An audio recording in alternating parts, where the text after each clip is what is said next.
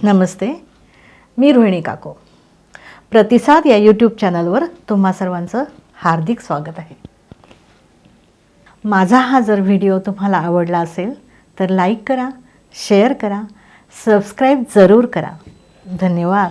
आज मी तुम्हाला एक खूप छान गोष्ट सांगणार आहे. हे कोण आहे माहिती आहे तुम्हाला? स्वामी विवेकानंद.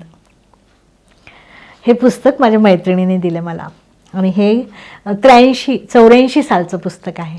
तिच्या मुलींचं पुस्तक तिने मला दिलं आहे, पण खूप छान पुस्तक आहे. तर हे वाचून मी तुम्हाला आज गोष्ट सांगते. स्वामी विवेकानंदांचा जन्म 12 जानेवारीला झाला 1863 साली. म्हणजे आज किती वर्ष झाले स्वामी विवेकानंदांना जाऊन, पण आज पण आपल्याला ते जसेचे तसे आठवतात.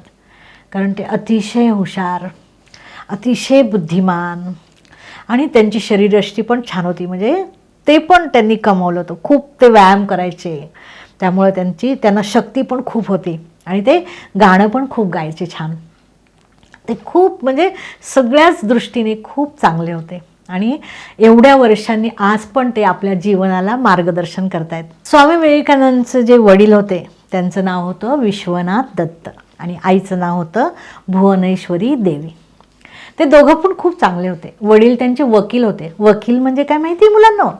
ती वकील म्हणजे जे दुष्ट लोक असतात, जे वाईट लोक असतात, त्यांना जे शिक्षा देतात म्हणजे सजा देतात, त्यांना वकील म्हणतात.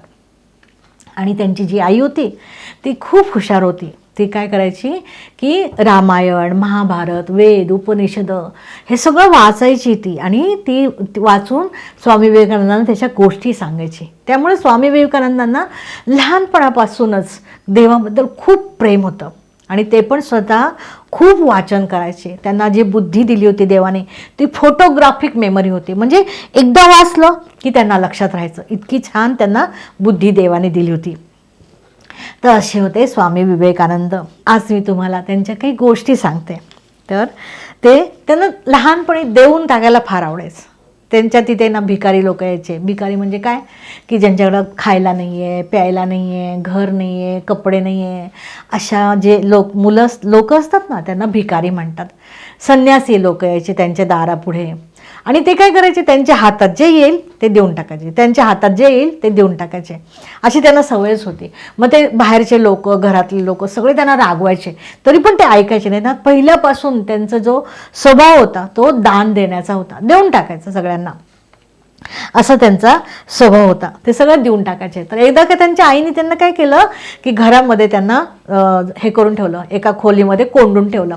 तरी पण काय व्हायचं, पूर्वीची घरं खूप मोठी असायची, खूप मोठ्या मोठ्या खिडक्या असायच्या. तर त्या लोकांना, गरिबांना माहीत असायचं ना की इथला मुलगा आपल्याला देतो, मग ते बरोबर खिडकीत यायचे आणि खिडकीत येऊन त्यांना ते घरात सापडेल त्या रूममध्ये, खोलीमध्ये ते सगळं देऊन टाकायचे.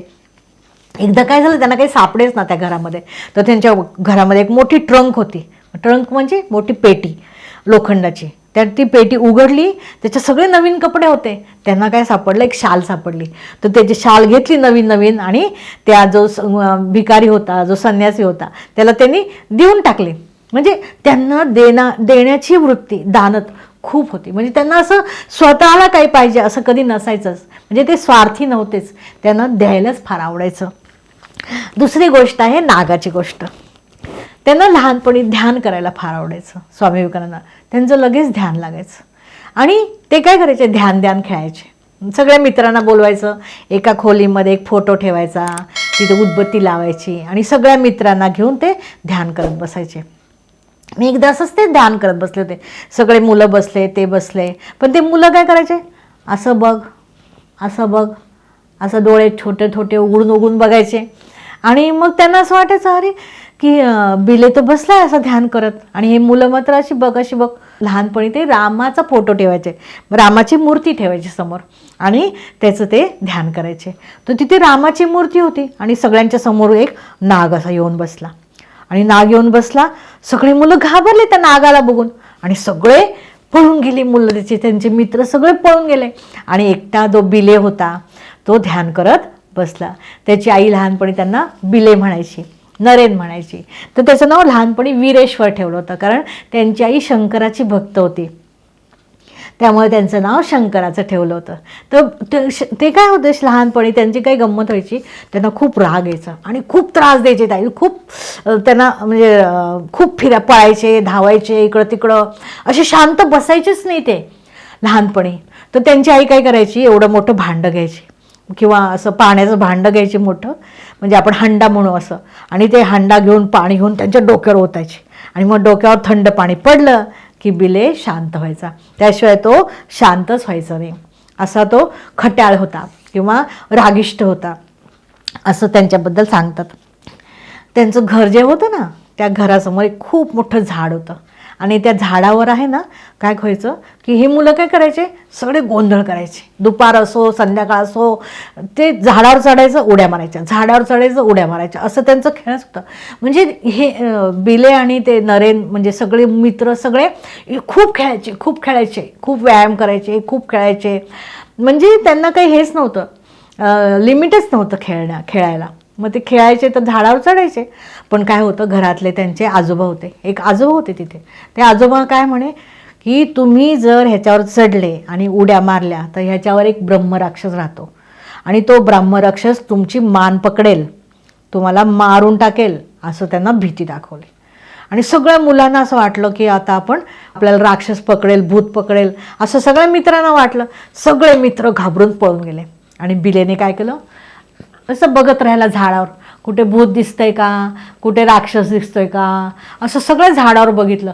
परत सगळ्या मुलांना मित्रांना बोलवलं आणि सगळ्या मित्रांना सांगितलं असं इथं राक्षस भिक्षस काही नाही, भूतभीत काही नाही इथं, आणि तुम्ही एक मुलांनो लक्षात ठेवा. मित्रांना सांगितलं की तुम्ही ना कशावर विश्वास नाही ठेवायचा, जोपर्यंत तुम्हाला खरं समजत नाही ना तोवर कशावर विश्वास ठेवायचा नाही, असं त्यांनी त्यांच्या मित्रांना सांगून ठेवलं.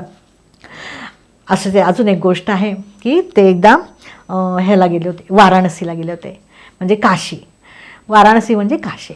तर ते वाराणसीला गेले होते, तर त्यांचा वेश कसा होता, भगवे कपडे होते, डोक्याला पागोटं होतं भगव्या कलरचंच, आणि ते चालले होते असं, आणि चालले आणि त्यांच्या मागे लागले ना माकडं, आणि ते घाबरून गेले, ते पळायला लागले, ते माकड त्यांच्या मागे, ते पुढे असे पळत ते लागले. तो त्यांना एक माणूस भेटला. तो माणूस म्हणे, अरे संन्याशा पळतोस काय, त्याला उलट उभं राहा आणि तोंड दे. म्हणजे की तू आता काय कर, तू त्यांना घाबरून पळू नको, तू असं उभं राहा, ते माकडं समोर, त्या माकडांना तोंड दे, तू असं उभं राहा आणि त्यांना काय कर, त्यांना हे हाकलून दे. मग ते आपल्याला शिकवतात की असं, त्यांचा फोटो आहे ना असा स्वामी विवेकानंदांचा, ते आपल्याला सांगतात की कोणत्याही गोष्टीला घाबरायचं नाही, जे असेल त्याला तोंड द्यायचं, असं ते आपल्याला त्या गोष्टीवरून शिकवतात. मग त्यांनी काय केलं, ते असे उभं राहिल्यावर त्यांनी हातात काठी घेतली आणि त्या माकडांच्या मागे लागले, ते माकडं मग पळून गेले.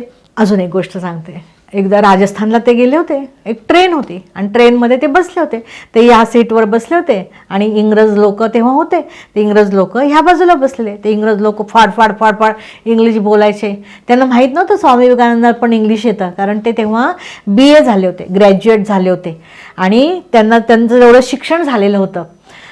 ते इकडून आणि इकडून हे इंग्लिश बोलतायत, ते ऐकतायत, आणि ते काय बोलत होते, भारत किती वाईट देश आहे, कसला देश आहे, असा आहे तसं आहे, खूप भारताबद्दल काय काय काय काय बोलत होते, आणि स्वामी विवेकानंद सगळं ऐकत होते. आणि त्यांना असं वाटायचं की ह्या माणसाला काही, या संन्याशाला काही इंग्लिश येत नाही. मग तेवढ्या ट्रेन थांबली. ट्रेन थांबल्यावर त्यांनी एका माणसाला विचारलं इंग्लिशमध्ये की मला पाणी पाहिजे, इथे पाणी कुठे मिळेल, असं त्यांनी विचारलं. आणि ह्या दोघांना कळलं की ह्याला तर सगळं इंग्लिश येत आहे आणि ह्यांनी सगळं ऐकलेलं आहे. मग ते त्याला म्हणाले, तुला जर इंग्लिश येत होतं तर तू आम्हाला सांगितलं का नाहीस. मग ते म्हणे, हे बघा की मला इंग्लिश येतं हे सांगून माझं जे भाषा आहे, हिंदी भाषा आहे, त्याचा तुम्ही काय करा, मान राखा, तर मी तुमच्या भाषेचा मान राखीन. आणि त्यांना ते खूप बोलले की माझ्या देशाबद्दल तुम्ही असं बोलायचं नाही. अशा प्रकारे ते निर्भय होते, म्हणजे ते कोणालाच घाबरायचे नाही. आणि शेवटी त्यांचं एक हे होतं की ते आपल्याला सांगायचं की उत्तिष्ठतः जाग्रतः प्राप्य निबोधतः, म्हणजे उठा, जागा व्हा, आणि जोपर्यंत तुमचं ध्येय आहे ते मिळत नाही तोपर्यंत तुम्ही प्रयत्न करत राहा, असं त्यांनी आपल्याला सांगितलेलं आहे. एकदा काय झालं, त्यांचे वडील ते जेव्हा ग्रॅज्युएट झाले, BA झाले, तेव्हाच त्यांचे वडील गेले. गेल्यावर त्यांच्या घरी खूप गरिबी आली, कारण त्यांचे वडील गेल्यावर मग त्यांच्या घरी काही पैसाच आला नाही आणि त्यांचे वडील पण खूप दान करायचे, सगळ्यांना देऊन टाकायचे, पण ज्यांना ज्यांना दिलं होतं त्यांना पण त्यांनी परत त्यांना मदत केली नाही. आणि अशा प्रकारे खूप वाईट दिवस आले, म्हणजे अन्न नाही खायला, काही नाही. त्यांच्या मागे आई होती, 2 भाऊ होते, 1 बहीण होती, असं त्यांच्या मागे मोठा परिवार होता. पण मग ते रामकृष्ण परमहंस त्यांचे गुरु होते आणि मग त्यांच्याकडे गेले मंदिरामध्ये, काली मातेच्या मंदिरामध्ये ते असायचे.